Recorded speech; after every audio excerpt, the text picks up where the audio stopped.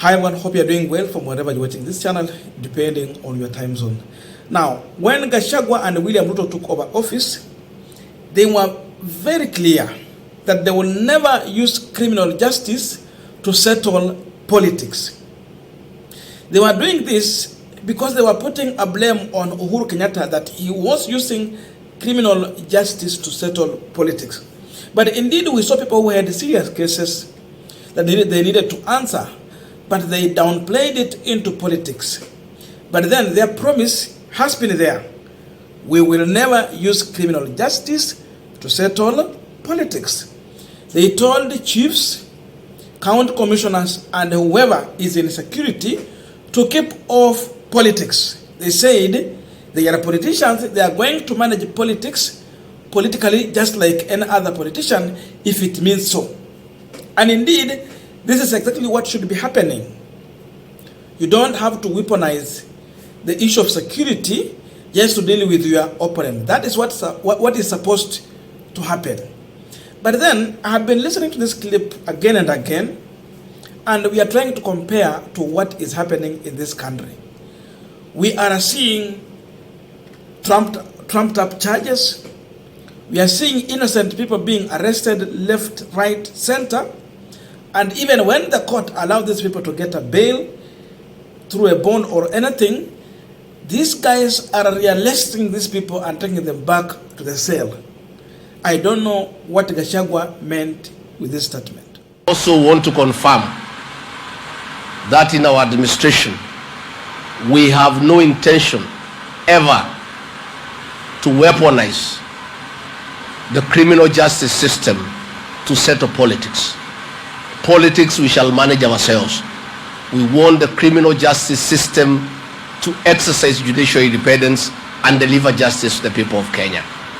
And our government will not attempt to use the criminal justice system to deal with its critics and those who may have different opinion from what we have. That is the undertaking that we want to give.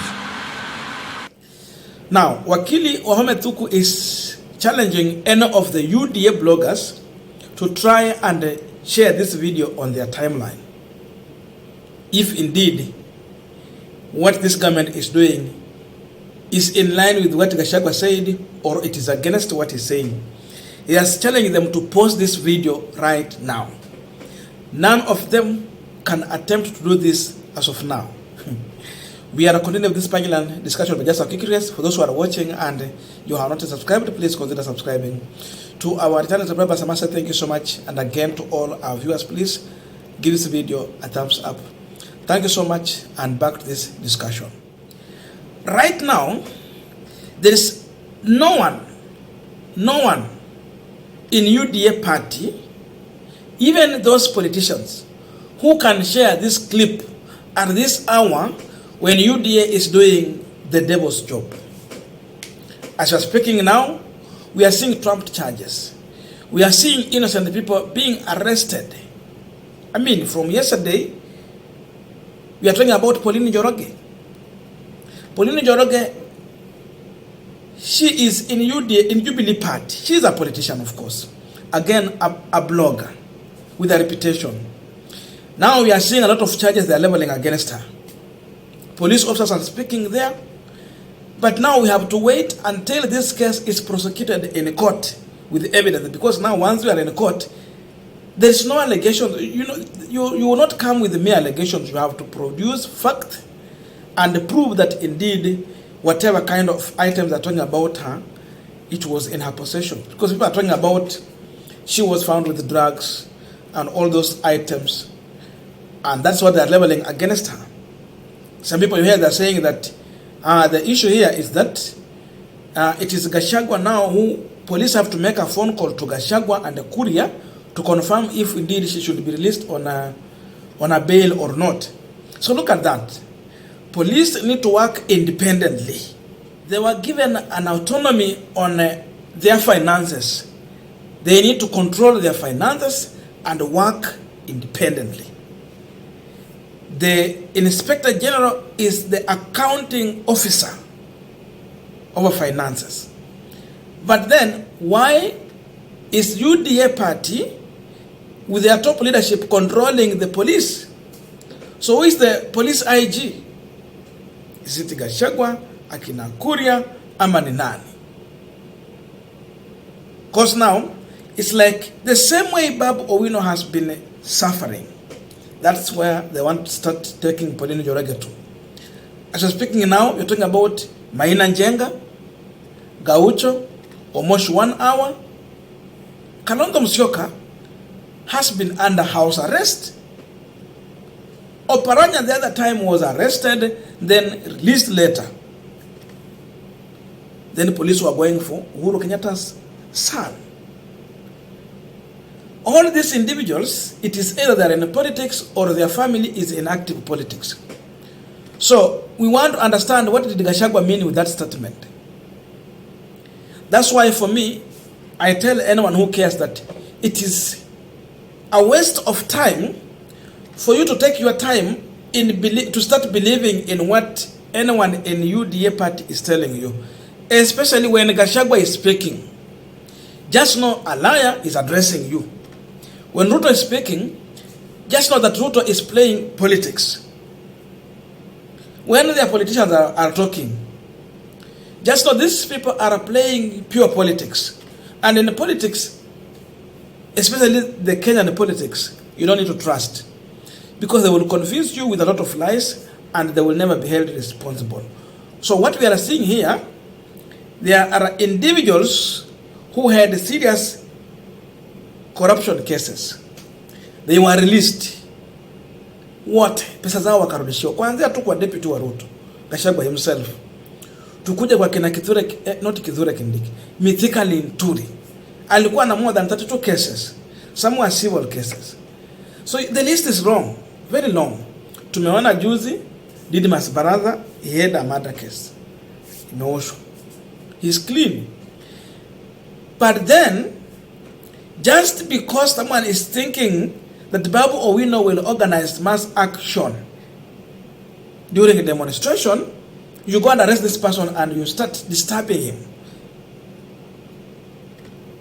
Is that not using criminal justice to settle political discourse? Maina Njenga, you bring in the issue of Mungiki, then Uhuru Kenyatta funding all this. Maina was very clear that he's a reformed person, he moved long time, he's no longer there. He's just a former Mungiki leader who changed and transformed and now is in active politics, he's in church. He's preaching the gospel. But because you see him as a threat, so it is just confirming one thing today. UDA and the Kenya Kwanza government has failed to handle politics in the manner in which it is deserved to be handled. Dealing with politicians in the manner in which they deserve to be dealt with. And because they have failed, they bring in the issue of police. So they are bringing in police to confirm that they are failing. If they were winning this war, police will not be here aiding them to instill fear, to intimidate their opponents. Because once you want to intimidate your opponent and you are in power, you start what we are seeing today. You want to silence Pauline Njoroge, arrest him, wekelea ya makosa. Babu Owino, tembeza yeye, mzungushe kabisa, sababu amekataa kununuliwa kama Jalango. Because Gaucho is talking. When we saw some goons making some sinful prayers and invoking the name of Ruto and Gachagwa, then Gaucho also went and did the same thing to show them that we are also prepared. Now, the challenge here was that if they did so and they invoked the name of Ruto and Gachagwa, why are you going for Gaucho and leaving those guys? It should have been equal. You do this side, you come and do the same this side. They go one side. So it means when you are not with them, when you are against them, and they feel that you are becoming a threat, they start dealing with you using criminal justice.